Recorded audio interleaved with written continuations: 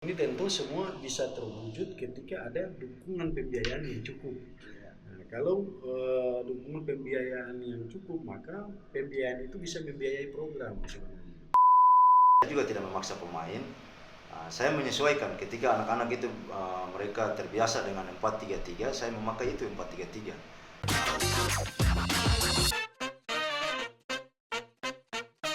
Assalamualaikum warahmatullahi wabarakatuh.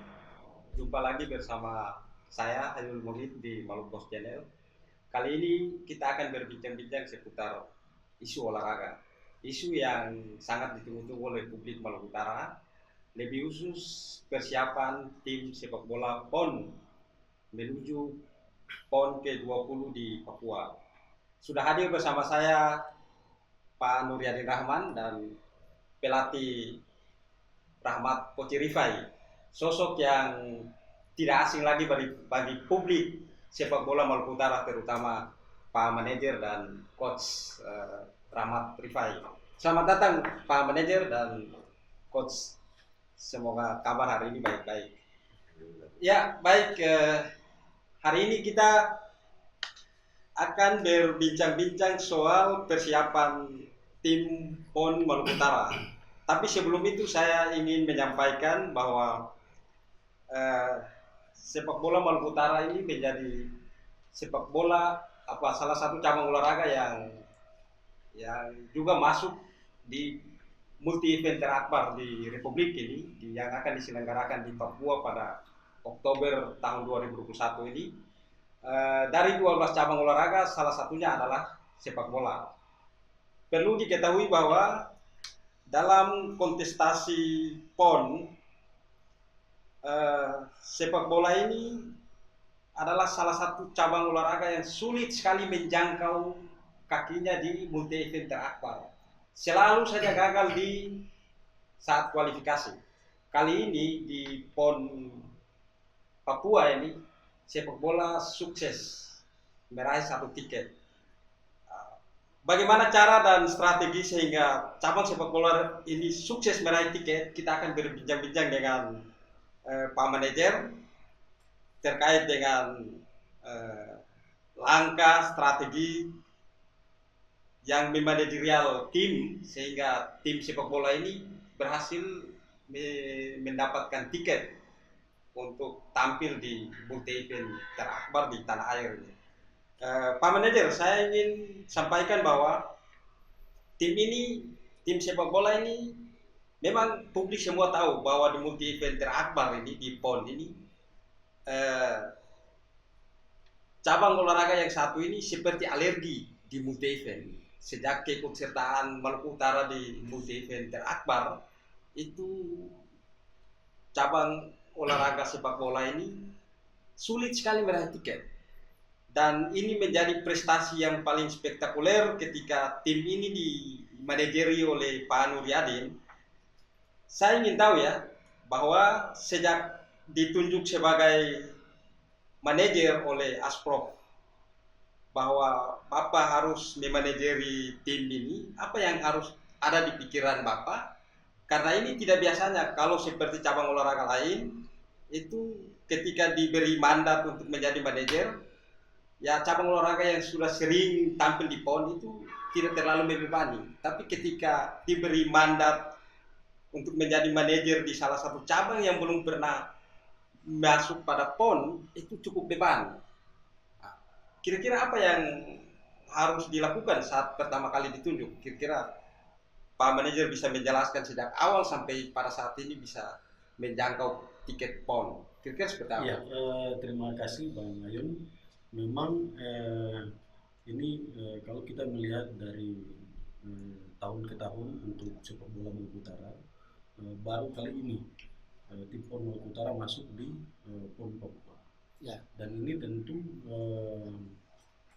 memberikan tanggung jawab yang besar terhadap kami di tim manajemen atau tim official untuk bagaimana mengatur strategi dan langkah-langkah manajerial sehingga peluang-peluang yang kita harapkan itu bisa terlaksana dengan baik. Pertama yang kita lakukan adalah melakukan identifikasi pemain Identifikasi pemain itu kita mempercayakan tim pelatih, tetapi juga ada koridor-koridor yang kita batasi. Maksudnya kita batasi dalam pengertian ada standar-standar dan kriteria dari para pemain, sehingga pelatih juga sudah punya bayangan secara keseluruhan bagaimana merekrut para pemain itu. Yang kedua, kita mempercayakan juga kepada pemain. Jadi pemain-pemain yang sudah direkrut untuk ikut bertanding di Prapon kemarin itu kita berikan kepercayaan sepenuhnya kepada mereka.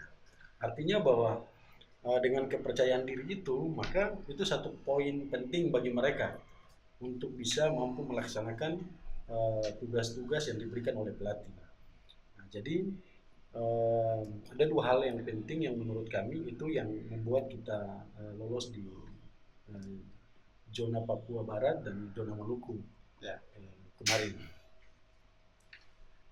Nah, untuk yang lain, saya kira juga ini kami juga tentu didorong dengan pemerintah daerah dalam hal ini, kemudian juga dari pengurus Asprof, Asosiasi PSSI Maluku Utara, itu juga ikut membantu, mendorong, memotivasi, sehingga langkah-langkah dan strategi manajemen itu bisa berjalan sesuai dengan rencana yang sudah ditetapkan oleh tim manajemen.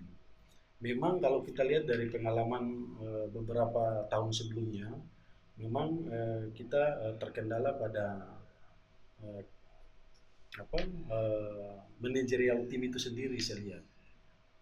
Dengan manajerial tim yang kompak, dengan didukung dengan tim pelatih yang kompak, saya kira itu adalah peluang. Apalagi Maluku Utara ini kan punya termasuk beberapa daerah di Indonesia yang punya generasi sepak bola yang diakui di seluruh Indonesia, sehingga untuk kita merekrut pemain itu cukup mudah sebenarnya.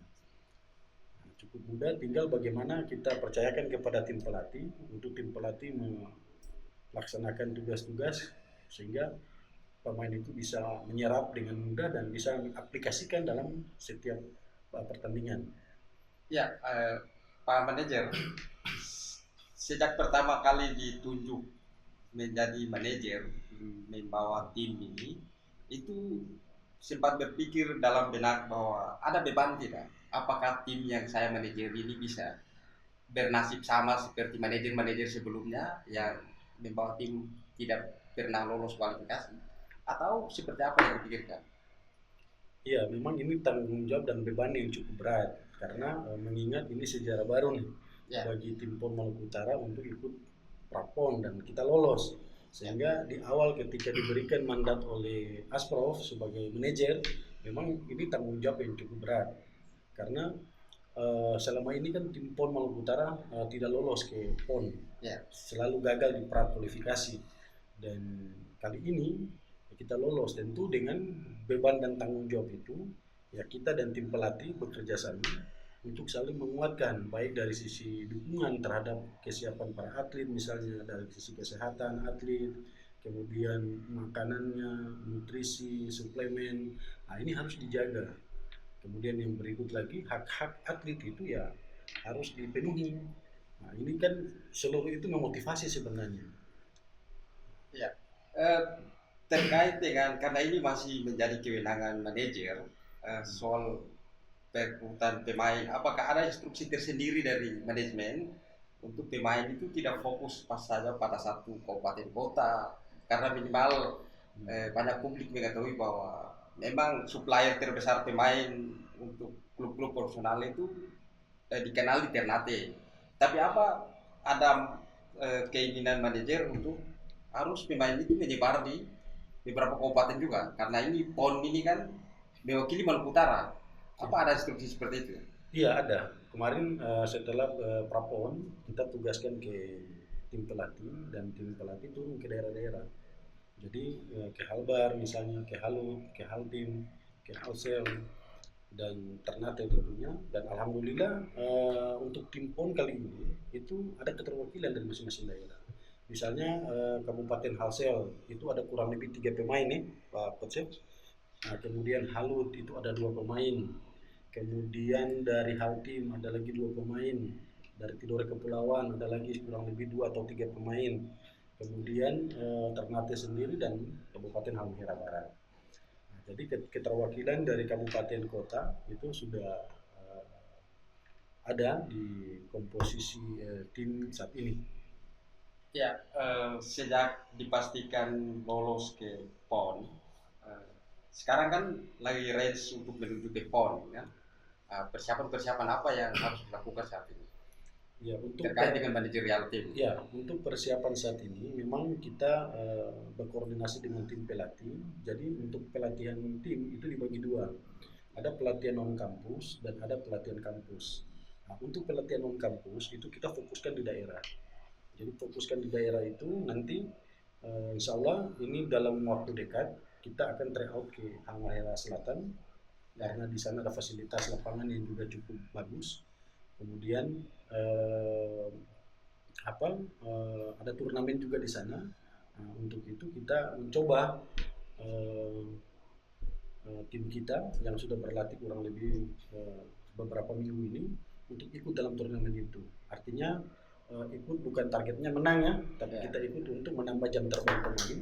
Kemudian pelatih juga bisa nanti akan melihat kekurangannya di mana, kelebihannya di mana untuk formasi lanjutan. Nah, itu non kampus. Nah, untuk kegiatan yang di kampus, nah itu kita rencananya tryout ke Jakarta. Kapan? Kita rencana di bulan Juni ya.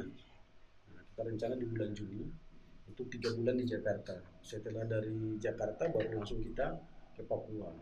Nah, alhamdulillah juga selain kita didukung oleh pemerintah daerah, nah kita didukung juga oleh pihak sponsor. Pihak ketiga juga sudah memberikan dukungan ke kita, support baik itu dari fasilitas kelengkapan pemain, kemudian dukungan yang lain itu semua sudah ada kerjasama dengan pihak ketiga, sehingga kita sangat berterima kasih di awal PON yang baru ini Provinsi Maluku Utara ikut serta dalam kejuaraan PON Papua dan juga baru pertama kali disponsori oleh pihak ketiga, dalam hal ini perusahaan-perusahaan yang berskala nasional, dan ini tentu menggembirakan. Perusahaan apa ya? Boleh disebutkan? Perusahaannya NHM, ya PT NHM, PT Indotan Group. Nah, dalam hal ini pihak NHM. Terkait ini kita ke coach,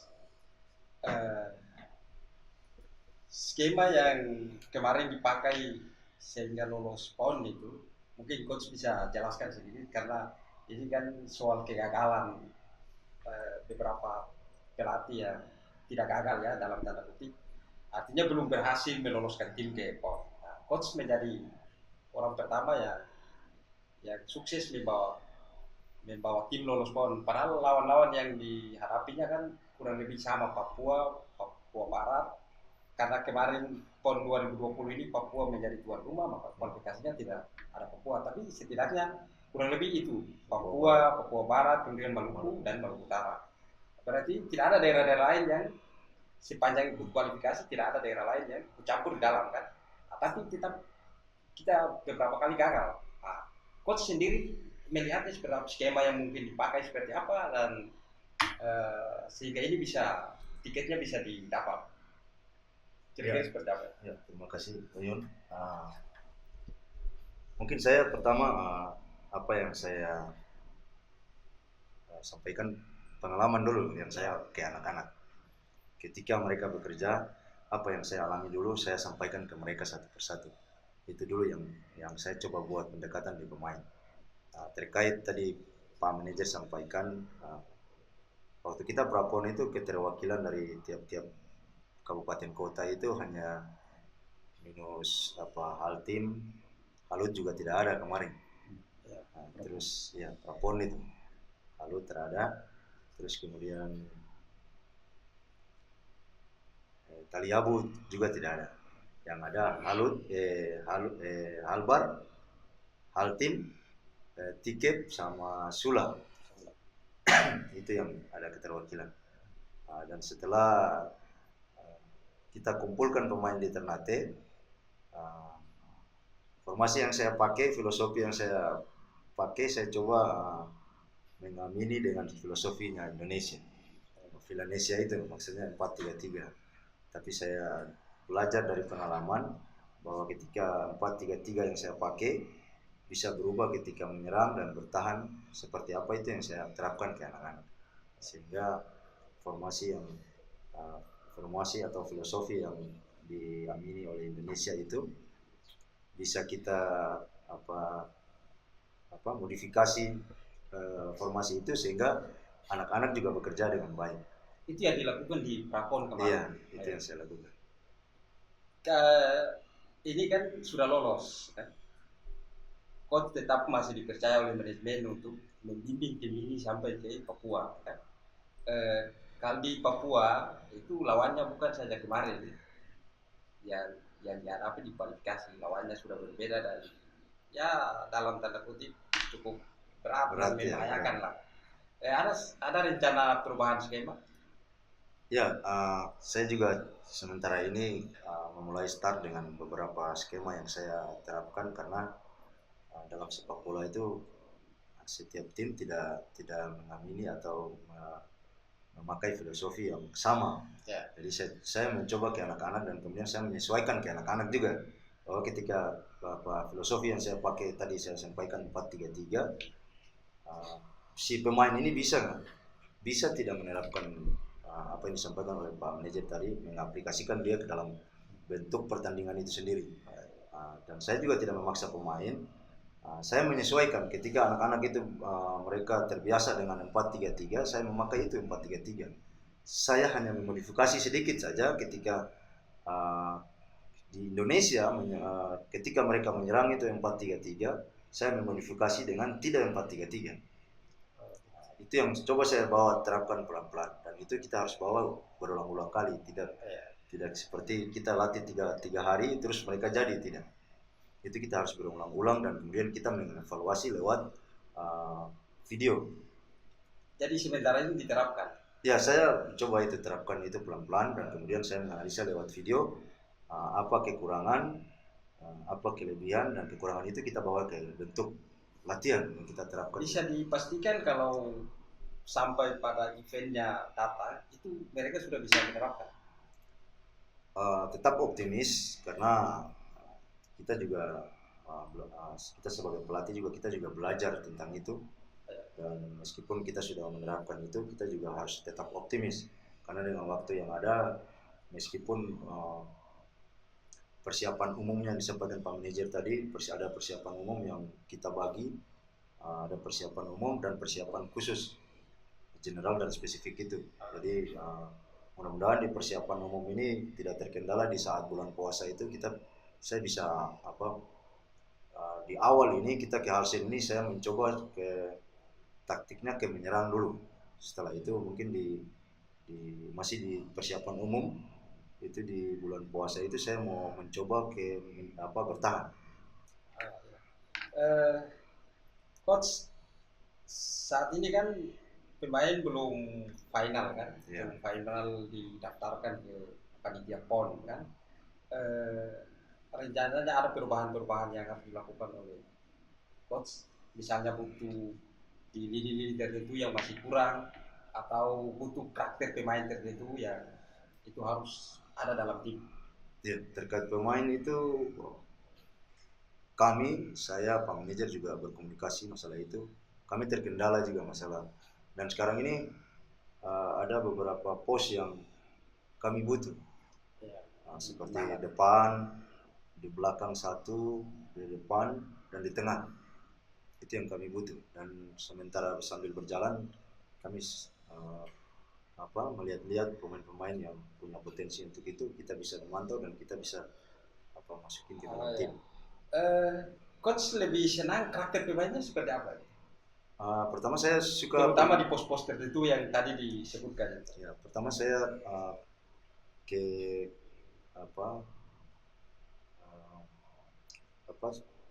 Maluku Utara ini punya bakat-bakat alam yang memang luar biasa.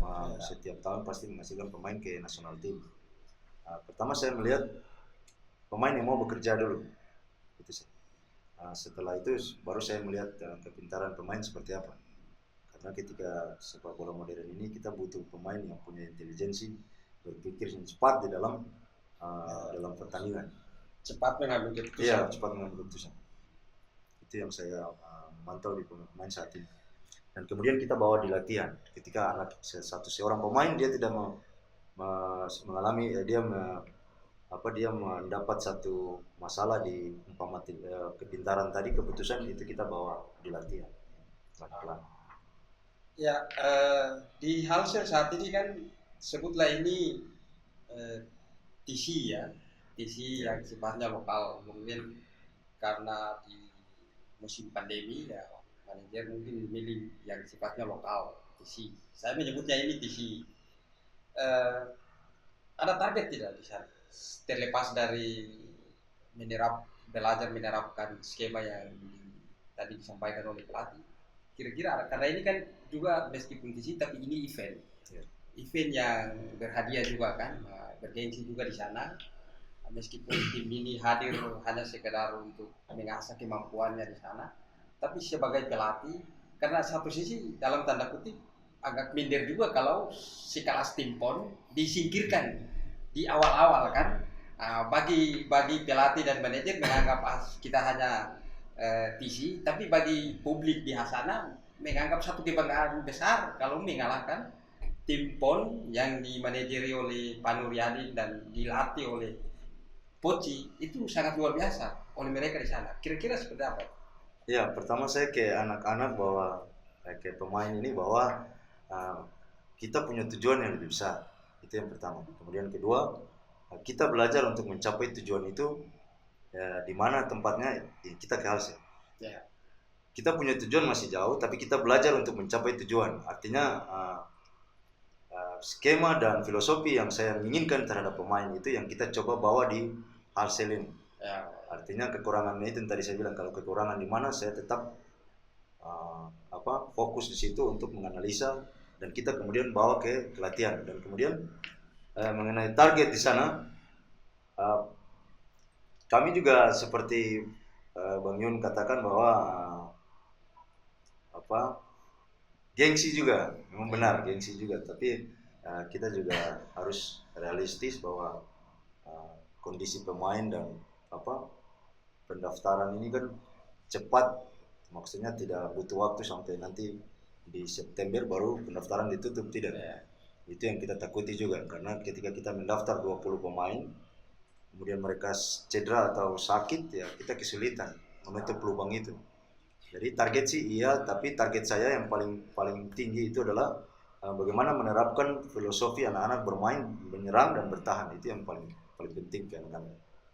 Ya, terima kasih coach. Saya ke manajer sebagai closing statement. Maluku Utara saat ini kan dikenal dengan bidang sepak bola, terlebih di kota Ternate. Saya perlu menyampaikan bahwa track record Pak Nuryadin ini sebetulnya tidak muluk-muluk di kancah sepak bola Maluku Utara kan. Sudah banyak mencatat prestasi. Ada beberapa kali tercatat oleh sejarah Maluku Utara nyaris membawa pulang trofi Piala Suratin. Itu sebuah prestasi yang luar biasa. Kemudian saat ini dipercaya juga menjadi manajer tim PON yang prestasi awalnya adalah sudah sukses membawa tim ini meraih tiket PON. Itu sangat luar biasa. Karena sepanjang keikutsertaan Maluku Utara di multi event terakbar di Republik ini, cabang sepak bola ini menjadi salah satu cabang yang alergi dengan PON. Dalam pengertiannya bahwa tidak pernah menginjakkan kaki di PON. Baru kali ini di PON 2020. Dan itu dimanajeri oleh Bapak sebagai manajer. Sebagai closing statement saya ingin tahu bahwa target dan rencana-rencana yang langkah-langkah yang harus dilakukan untuk memenuhi target. Kemudian karena ini cukup besar. Eventnya cukup besar dan apalagi sampai setingkat sebutlah newcomer, pendatang baru di PON dan mencatat prestasi. Itu sangat luar biasa. Saya ingin tahu target apa yang saat ini sudah dirancang untuk bisa diwujudkan. Di samping itu ada persiapan manajer. Kemudian yang kedua terkait dengan dukungan pemerintah. Karena ini mewakili Maluku Utara, tentu tidak terlepas dari campur tangan pemerintah juga. Sejauh apa dukungan pemerintah terhadap tim yang saat ini dimanajeri yang membawa nama Maluku Utara di event nasional? Sebagai closing statement, saya ingin Pak Manajer menjelaskan itu. Ya, terima kasih. Terkait dengan pertanyaan yang pertama, untuk persiapan dan langkah-langkah atau target untuk PON Papua 2020, saya kira memang dari seluruh program yang sudah kita sepakati dengan pihak tim pelatih, tentu memiliki target dan tujuan tertentu. Target dan tujuan tertentu itu ya kita berusaha untuk masuk di perempat final. Kalau pun bisa itu final harus gitu. Nah, itu target kita dengan sejumlah program dan latihan yang saya rasa cukup menyita waktu ini dengan program-program pelatih yang ada. Saya kira mungkin tim kita bisa lolos ke perempat final. Nah, tetapi juga kita harus berikhtiar dengan tim-tim lain, misalnya ada tim Papua sendiri sebagai tuan rumah itu juga punya pemain yang tidak kita harus kita untuk tim Papua ini juga sebagai tuan rumah juga tantangan terberat bagi kita karena ya, rata-rata pemain tim Papua kan kita tahu sendiri juga banyak mencetak pemain-pemain di level nasional, kemudian ada dari Surabaya, kemudian Jawa Barat dan Aceh. Itu yang memang dalam pengamatan kita sejauh ini untuk tim-tim yang akan bertarung di PON itu kurang lebih 5 tim yang bisa dibilang sangat kuat dengan komposisi materi pemainnya masing-masing, termasuk dengan persiapannya karena mereka didukung dengan anggaran oleh pemerintah daerah, mereka didukung dengan pihak sponsor yang cukup baik dan itu sudah berlangsung lama untuk tim-tim itu kan. Nah, sementara kita di tim Maluku Utara ini kan baru nih, kita baru lulus ke PON dan untuk dukungan pemerintah daerah terhadap itu kan masih baru dalam bagaimana merancang anggaran dukungan terhadap PON. Apalagi yang lolos ke PON ini kan ada 9 cabang olahraga, salah satunya adalah sepak bola. Kita berharap bahwa karena ini sejarah baru untuk bola, sehingga ada 9 cabang di antara beberapa cabang yang sudah ditetapkan oleh KONI sebagai cabang prioritas untuk meraih medali. Nah, termasuk salah satunya adalah sepak bola. Oh, sepak bola juga diberi target oleh KONI? Ya, diberi target oleh KONI untuk masuk perempat final ya. Nah, perempat final. Dan ini tentu semua bisa terwujud ketika ada dukungan pembiayaan yang cukup. Kalau dukungan pembiayaan yang cukup, maka pembiayaan itu bisa membiayai program sebenarnya. Nah, program yang padat dan memakan waktu durasi yang lama tentu berefek terhadap pembiayaan. Gitu. Nah, berefek terhadap pembiayaan ini yang kita harapkan khususnya di Dispora yang mampu membaca itu, gitu, mampu melihat itu sehingga seluruh rencana yang kita masukkan ke Dispora itu bisa disupport secepatnya. Nah, tetapi sudah kita sambil berjalan berkoordinasi dengan pemerintah daerah, dalam hal ini Pak Gubernur sangat merespon baik. Pak Gubernur sangat merespon baik terkait dengan PON khususnya di sepak bola dan beberapa cabang yang ikut di PON Papua nanti. Alhamdulillah Pak Gubernur selalu membuka akses terhadap tim PON Maluku Utara baik itu sepak bola untuk terutama akan disupport melalui fasilitas-fasilitas pemerintah misalnya, kemudian fasilitas dukungan pembiayaan dan termasuk juga akan membantu tim PON, salah satunya adalah sepak bola. Dan ini yang kita harapkan bahwa ke depannya nanti ini menjadi satu hal yang sudah akan bisa ditetapkan oleh pemerintah daerah untuk event-event yang akan datang. Karena ini kan baru untuk sepak bola ya. Nah, jadi karena ini baru ya kita berharap dalam rencana pembiayaan ke depan itu pemerintah daerah sudah punya standar untuk bagaimana memberikan dukungan terhadap PON. Apalagi ini kan amatir, ini kan bukan profesional. Jadi olahraga yang harus dibiayai oleh pemerintah daerah dalam hal ini menjadi tanggung jawab KONI, Komite Olahraga Nasional Indonesia. Untuk sponsor ya kami berterima kasih karena ini juga di awal ketika kami lolos untuk PON Papua baru pertama kali juga selama saya memanajeri di beberapa event-event besar. Baru kali ini juga ada sponsor yang mau mengsponsori. Dan ini alhamdulillah. Jadi kado terbaik buat tim PON juga bagi masyarakat Maluku Utara. Karena ini baru pertama kali terjadi selama saya manajeri ini, tidak pernah 20 tahun tidak ada sponsor yang khususnya perusahaan-perusahaan nasional ya yang bergerak di Maluku Utara yang memberikan sponsor terhadap secara keseluruhan olahraga di Maluku Utara, dan ini baru kali ini. Hanya di cabang olahraga sepak bola aja ya? Saya tidak tahu cabang olahraga lain karena kita manajernya tergantung kemampuan manajer kan? Ya, manajernya terpisah jadi. Iya, coach di PON nanti Maluku Utara tentu bertemu dengan beberapa tim-tim hebat di daerah Jawa. Sebagai closing statement, saya tadi target oleh Pak Manajer tadi memberi beban ke Anda untuk harus menjangkau 4 besar. Ya. Apakah Anda mampu mewujudkan instruksi dari manajer itu? Dengan komposisi pemain yang ada, kualitasnya seperti apa, dan sampai persiapannya sampai saat ini sudah jalan. Kira-kira bisa meraba-raba bahwa kita nanti di Papua nanti bisa menjangkau 4 besar. Ya, terima kasih. Pertama saya insya Allah dulu, ya. Karena kita tidak bisa melawan kehendak Allah. Ya. Itu yang pertama. Terus yang kedua, tidak ada kata kita bekerja keras dan kemudian tidak diberi oleh Tuhan. Itu menurut saya. Saya mencoba untuk berusaha apa yang dibebankan oleh saya, sehingga itu membuat suatu tantangan buat saya, karena saya juga harus belajar bagaimana menjadi besar ketika dikelilingi orang-orang hebat. Jadi kalau saya ingin hebat, ya saya dikelilingi orang-orang hebat. Nah, itu yang berikut. Kemudian sejauh ini saya mencoba untuk menerapkan apa yang saya dapatkan ke pemain itu, bagaimana, karena di sepak bola ini kita bercerita mengenai bagaimana kita menyerang, bertahan, kemudian kita melakukan transisi. Momen-momen itu yang ada di sepak bola.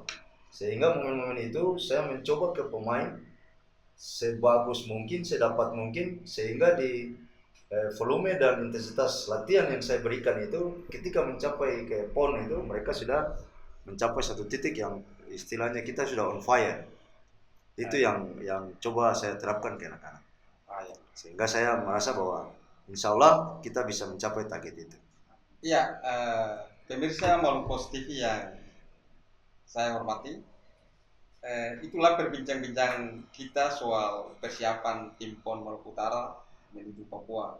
Yang jelas publik Maluku Utara berharap bahwa tim yang saat ini dimanajeri oleh Nuryadin Rahman dan diasuh oleh Rahmat Pocirifai, pelatih yang punya prestasi sudah cukup mentereng di dunia sepak bola khususnya di Maluku Utara, sejak masih menjadi pemain hingga pada akhirnya menjadi pelatih.